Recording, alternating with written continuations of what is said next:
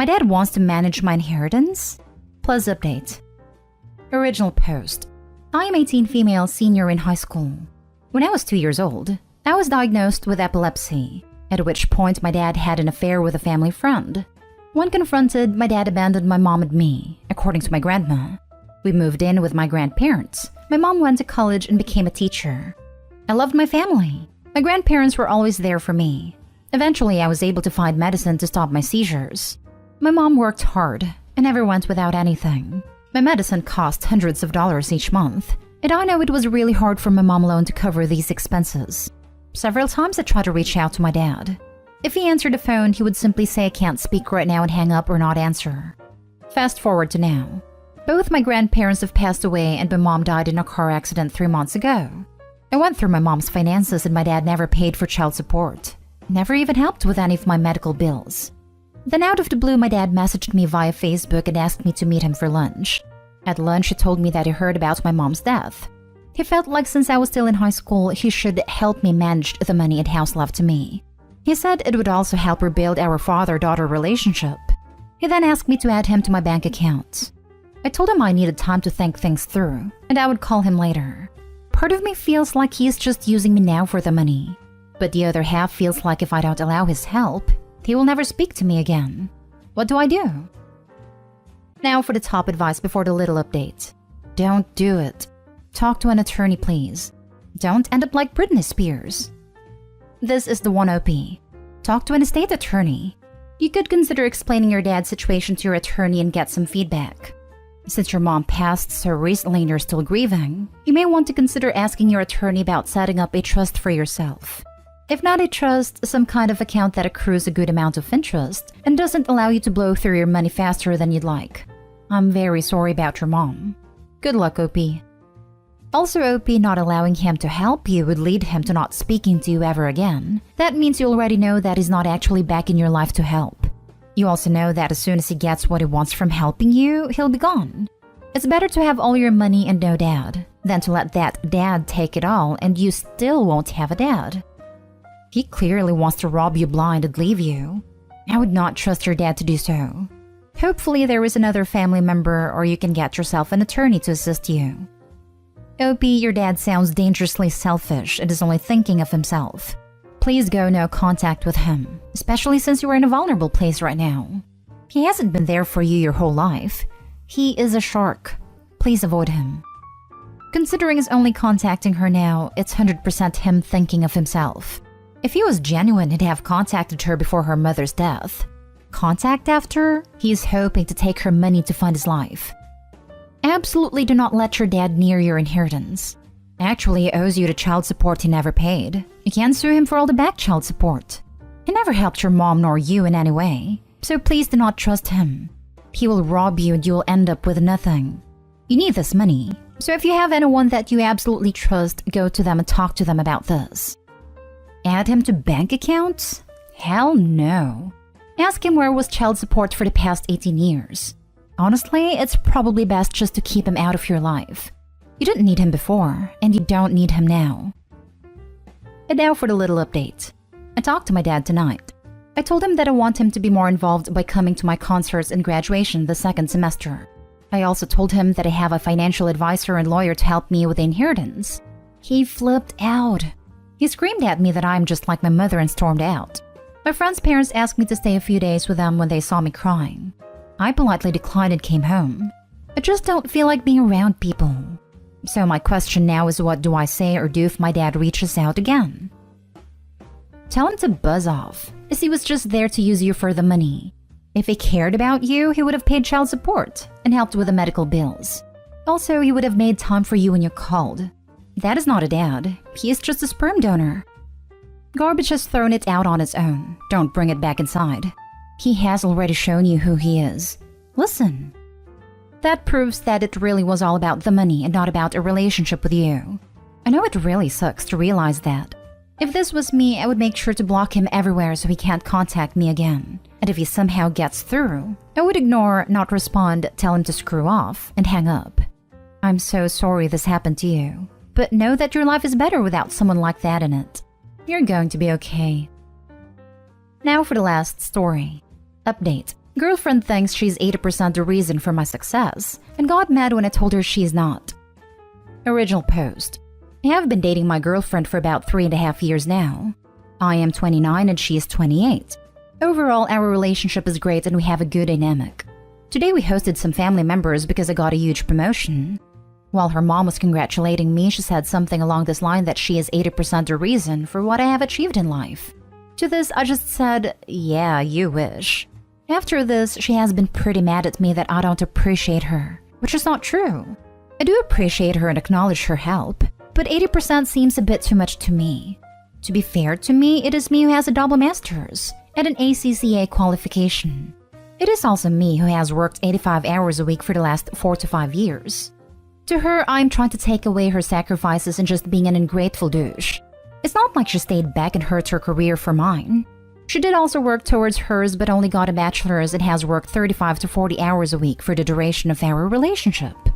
I see this as a little red flag. Not enough to end the relationship, but I would like to get the credit where I deserve it. She says we can talk when I'm ready to acknowledge what she has done to me fairly, which to her is again 80%. How the heck should I deal with this? My mom thinks that I should just agree with her if that makes her happy, but I don't think that's fair to me. Any advice/opinion in my relationship? Edit. Looks like I need to add some info because this is being asked again and again. We don't live together. We had planned to move in together, but due to COVID, we couldn't. We did help each other financially, like loaning each other money, but it was for like 3 months at a time. I don't know why some people here think I'm trying to flex working 85 hours a week, but I'm not. It was info that I thought was essential to give context in the post. 85 hours is no flex, but I had to do it to turn my life around. Me saying above that she only has a bachelor is just in comparison for the sake of this post and to give context. I've not and ever crapped on her achievement and considered them inferior to mine, nor have I ever claimed 80% of what she has achieved. To be honest, if she wouldn't have quantified it, I would have no problem with it. Like, I myself say this that I couldn't have done it without her. But 80%? Now, come on. People also seem interested in why and how I work so much. Well, I have a job like every one of us does, which is 40 hours 6 days a week. And I was also trying to get my business started with my brother, in which I worked 40 to 45 hours 7 days a week. If you average this out, this is equal to 12.5 hours 7 days a week. All that being said, I couldn't leave one or the other. I needed my job to pay bills and have money, while I also wanted to get the business established so I could chill a little. Right now, I think I just have to keep this up for a couple more years to get everything where I want it. Edit 2. I did mention this in another comment. The things she has done for my POV and that I know she did are being emotionally there. She loaned me a significant amount of money once on short notice, which I paid back to her in 3 months. I have done the same for her. She also takes care of my dog once or twice every 2 months when I'm out of the city, and I'm grateful and thankful to her for these. My house chores, cooking, cleaning, and laundry situation is different than most. My neighbor has a catering business and I have worked out a plan with them for 3 meals a day. I also have a maid that comes 2 times a week so my place is in living condition and not a pile of trash. I do my own laundry like I should. Now for the top advice before reading the update. Y'all are absolutely crazy. First of all, they don't even live together, so it's reasonable to assume he's taking care of wherever he lives mainly by himself.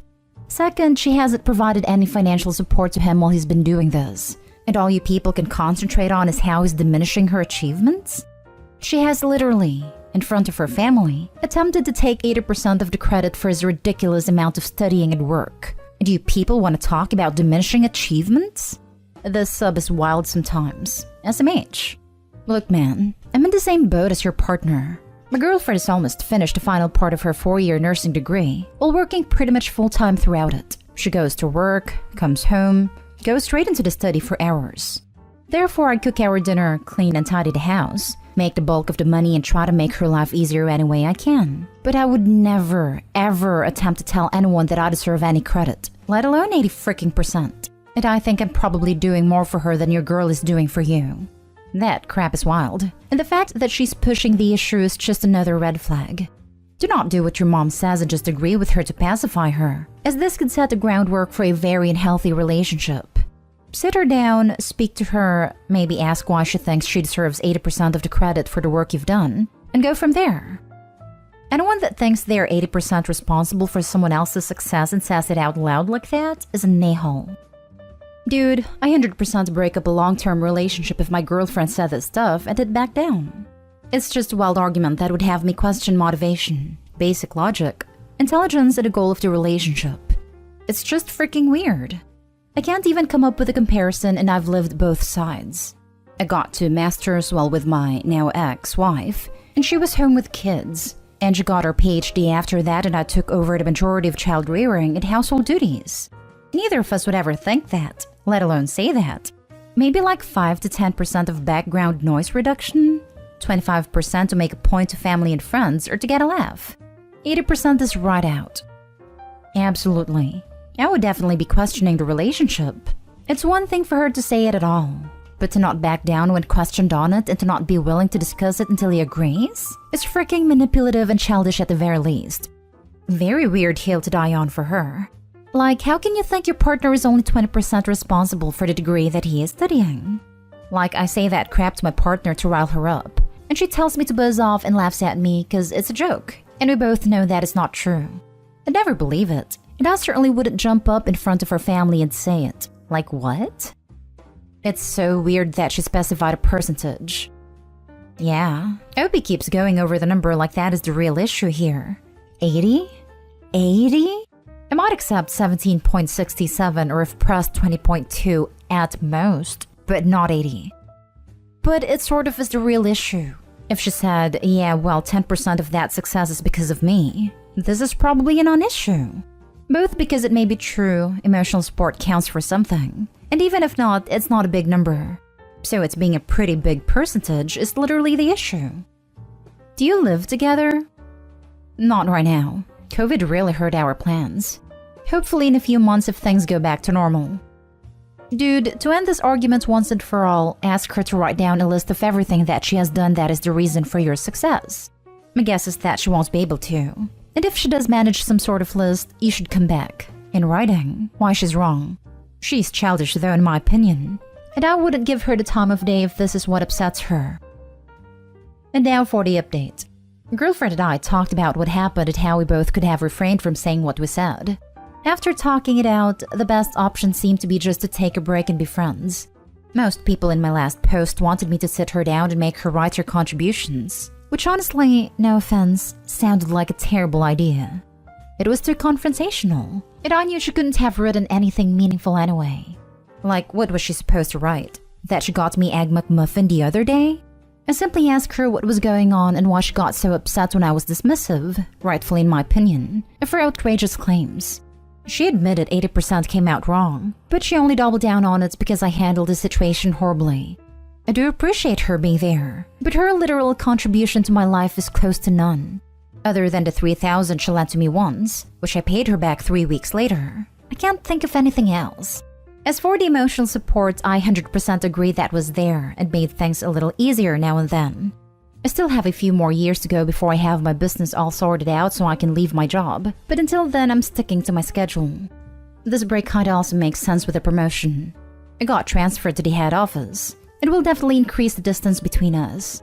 Managing the business will be a little difficult, but my brother has agreed to manage all local activities fully, so that eases my burden a lot. My brother owned part of the business. This is not the way I imagined things to turn out, but here we are. She brought up to remain exclusive, even though we are on a break, which made little sense to me. As of now, there are no boundaries and we are just friends.